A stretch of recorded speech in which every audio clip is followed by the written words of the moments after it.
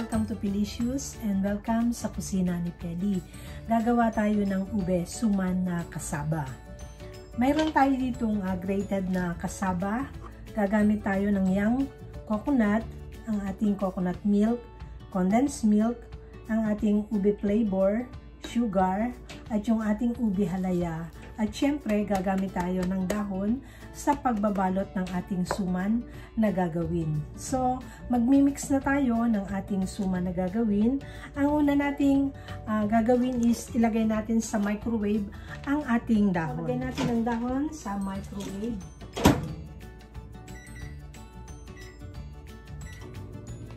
Mga 1 minute to 2 minutes. And then, buksan natin itong ating young coconut. I-drain natin para maalis natin yung tubig.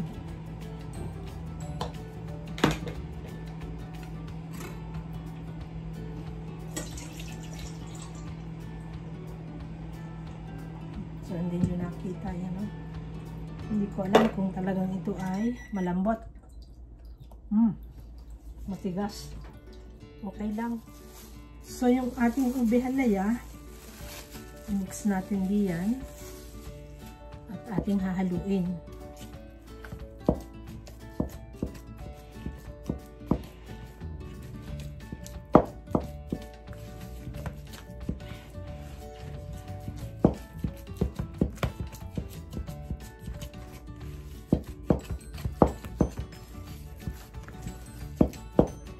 So maglalagay tayo ng ating ube flavor para lalong tumingkad ang kulay ng ating suman na gagawin.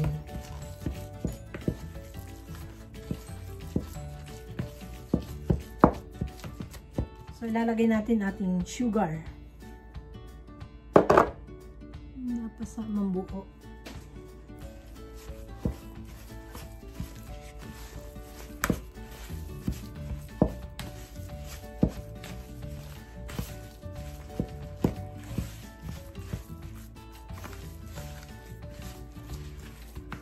Naglagay ako ng gloves para mahalo natin mabuti ang ating kasaba.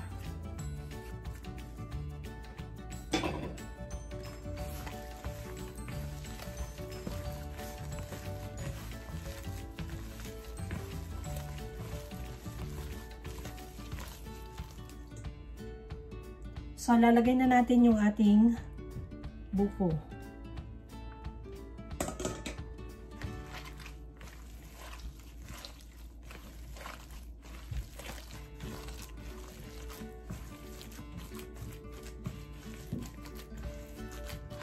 Then, buksan natin yung ating condensed milk. At mag-a-add tayo ng ating condensed milk.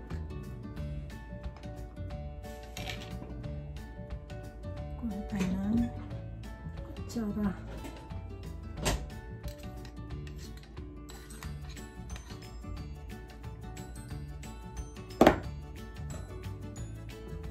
Ganun din yung ating coconut milk. So, maglalagay tayo ng coconut milk. Yung coconut milk natin is nabuo sa lalagyan.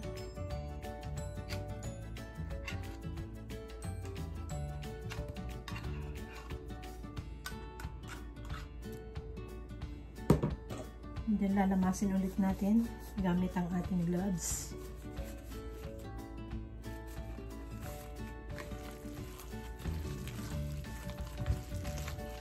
So, dadagdagan po natin na ating food color, yung flavor.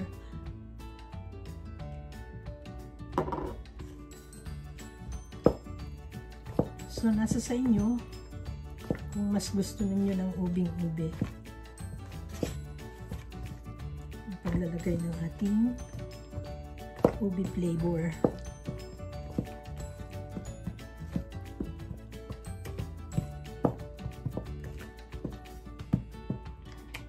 So, nilagay na po natin lahat yung gatas at yung natirang coconut milk. So, ngayon, ang gagawin natin is set aside muna natin at lilinisin natin yung dahon na pagbabalutan. So, maglilinis naman tayo ng ating dahon. Yung pagbabalutan natin.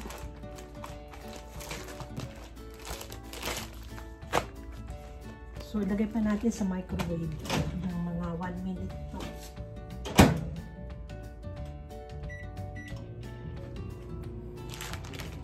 So, pupunasan natin ng paper towel ang ating dahon.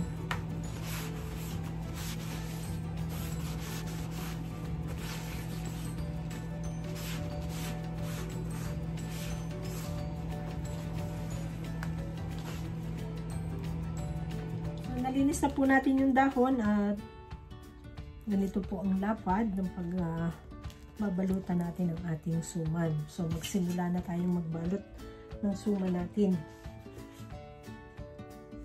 So habang tayo nagbabalot ng suman ay pakuluin na po natin yung ating paglulutuan. So magsalang kayo ng isang kaldero at i-steam natin ang ating suman.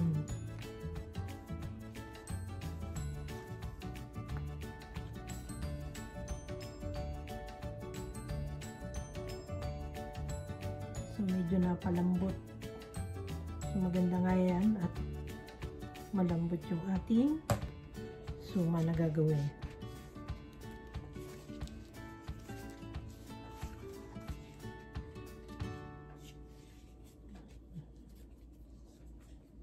So, ilagay natin dito sa paglulutuan.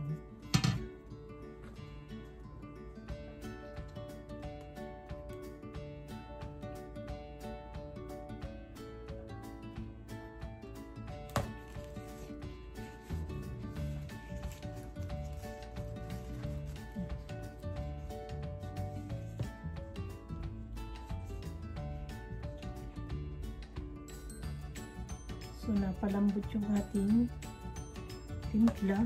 Okay lang yan. Buti nga yung malambot para masarap yung ating suman.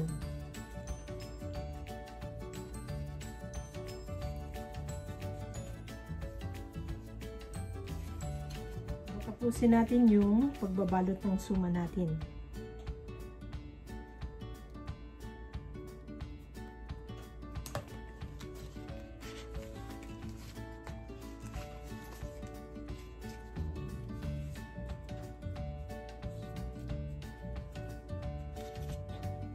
Kapag hindi nagkasya yung dahon natin, so gagawin natin itong ube cassava cake. Lalagay natin sa oven yung matitira. Kasi mukhang hindi kasya yung dahon natin. Kaya nagawa tayo ng paraan doon sa matitira. So kumukulo na yung tubig natin, lalagay na po natin. Lagyan natin ng taklob na natirang dahon na sira. So, i-steam po natin ito. So, ilagay na po natin sa ating kumukulong tubig. So, meron tayong butter.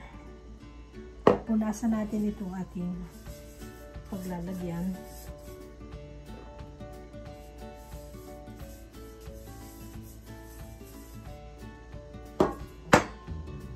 And then, yung natira, ilalagay natin dito.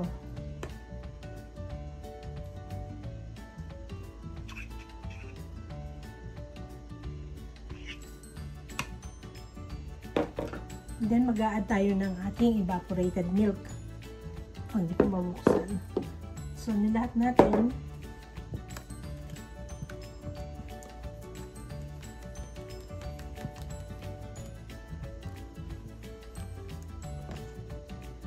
Then, lalagyan pa rin natin ang ating ube flavor.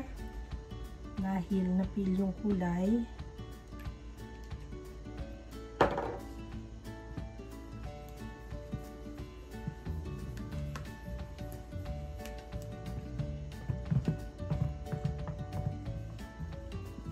So, maglagay tayo ng sugar.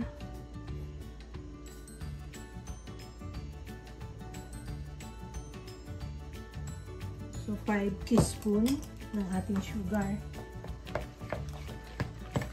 Kasi nag-add tayo dito ng evaporated milk.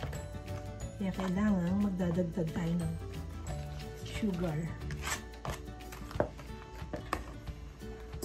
So, lagay na natin dito sa paglulutuan.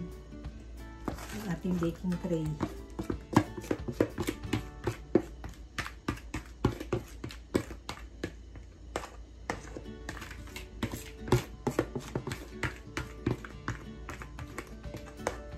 So, papatayin na po natin yung ating apoy at bubuksan natin. Alisin natin yung takip, pagkahanguin natin, palamigin natin ang ating suman. Yan, palamigin po natin ang ating suman. So, palamigin po natin yung ating suman na ube. Lagay po natin dito sa lalagyan. At mamaya pakita ko sa inyo ang loob ng suman natin.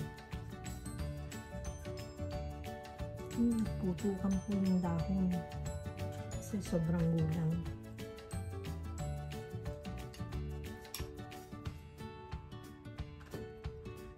So, ito na po yung ating ube kasaba cake and yung ating suma na ube. So, papakita ko po sa inyo ang laman ng suma natin. Mainit pa. Yan o. Masarap itong kainin kapag malamig na. Ito po yung ating suman. Ayan, tama-tama, malambot ang suman. Ayan, nagpatak. Pasensya na. So, ito po yung ating suman na ube. Masarap po yung ating suman. At yun po naman ating ube, kasaba cake, sobra pong init, kahahango lang natin. So, sana po nagustuhan nyo ang ating pong recipe na ube suman at ube kasaba cake. So, thanks for watching. Bye-bye!